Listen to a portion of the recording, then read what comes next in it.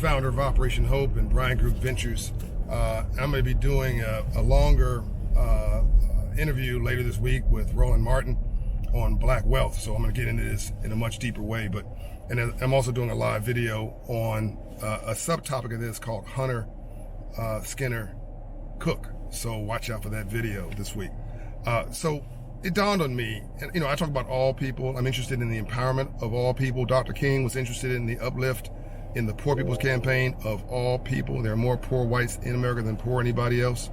But my African-American brothers and sisters are personal to me for obvious reasons and are a particular priority for me because I think that we have been unduly, unevenly oppressed over a country that's had 350 years of enslavement and 150 years free. Those are the numbers. I love math, by the way, because it's just easy. But you got to figure out what your strategy is. And my problem with my Black American community is that we don't seem to have a strategy. We have emotions about too many things. So let me be very specific here. How do you progress in life? Whatever you're doing, you have a hunter. This is the team. You have a gatherer or a skinner, and you have a cook. So in civil rights and in silver rights, so social justice and economic uplift, you have these three categories. You have the hunter, you have the gatherer, the skinner, and you've got the cook.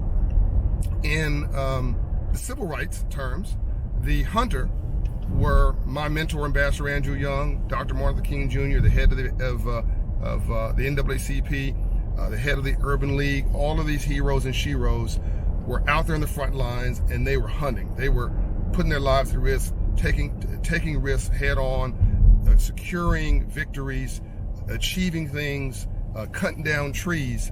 And then the analysts in the movement, the lawyers, helped to prepare, skin, and gather the information where there was there were barriers that the hunters couldn't get through that were unfair to all people. And the cooks, in this case, the lawyers and the courts, took that information from the hunters and the gatherers and the skinners, gatherers/skinners, and cooked that, made that into a product that benefited all people. That's civil rights, right? In civil rights, you have the hunters, people like me, who are out here. I'm heading to the airport right now, closing deals, negotiating deals. There's gonna be wins and there's gonna be losses. There'll be no's. People will tell me for racist reasons and non-racial reasons they don't want to do my deal, and I gotta find a way over, around, and through it. I gotta move on and keep it moving because no does not. To complain does not pay a bill, and to be angry is not a business plan. You've got to produce a real product, and somebody's got to want to buy it.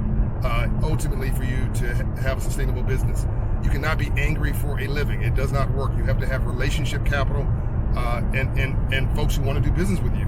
I'm with a Black-owned car service right now. Here's my man who's driving me today. You can see him. Actually, it's tracking me, but anyway, now you can see him. There you go. And his company is owned by a brother who is an Ethiopian. That was very intentional for me. But I didn't get him through some legal action. I got him through a relationship capital.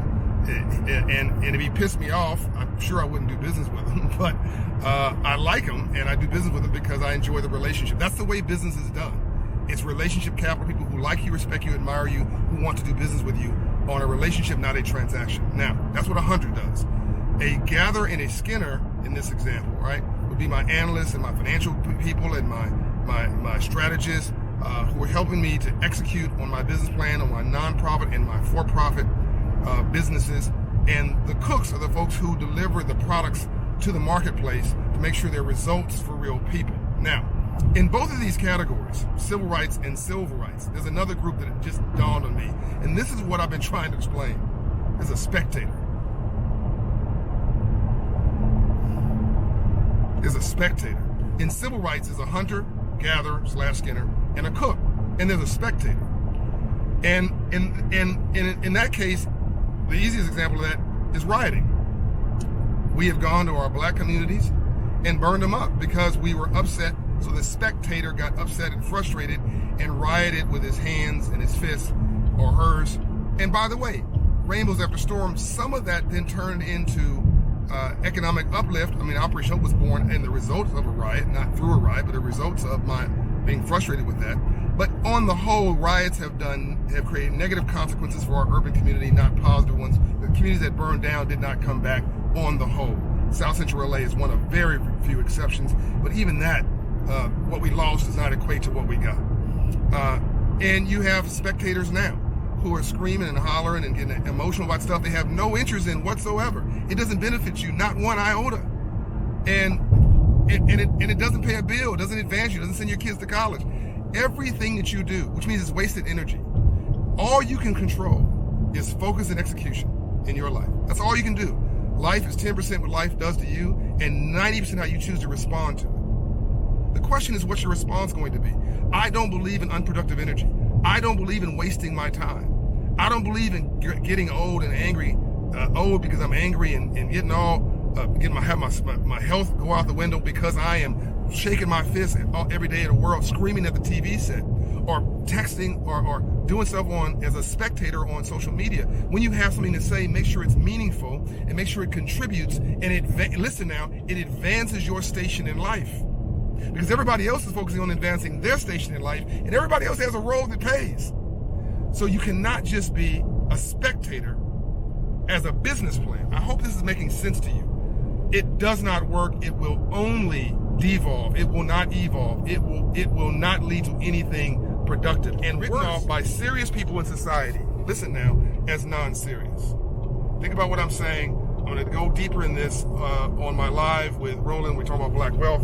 And I may, if you want me to, I may do a more deeper series in it. But just hit me. Like, what's my issue? Like, John, what do you really?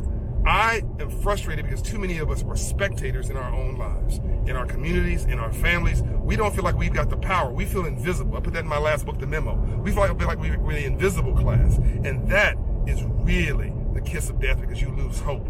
And the most dangerous person in the world is a person with no hope. I love what I do because at least people are after me. First, they will ignore you. Then they'll criticize you. Then folks will try to copy you. And then if you keep at it long enough and you stay on your hustle, then you win. And folks are trying to knock me off my pedestal even if I'm doing it. And that's fine. But I'm relevant, right? Whether somebody loves you, hates you, agrees with you, or disagrees with you, if somebody's talking about you, you're relevant, right? I want people to talk about you, not you talking about somebody else, and not talking about you by saying, girl, he ain't nothing. I mean, like, girl, he's doing something. I'm out. Love and light, John O'Brien.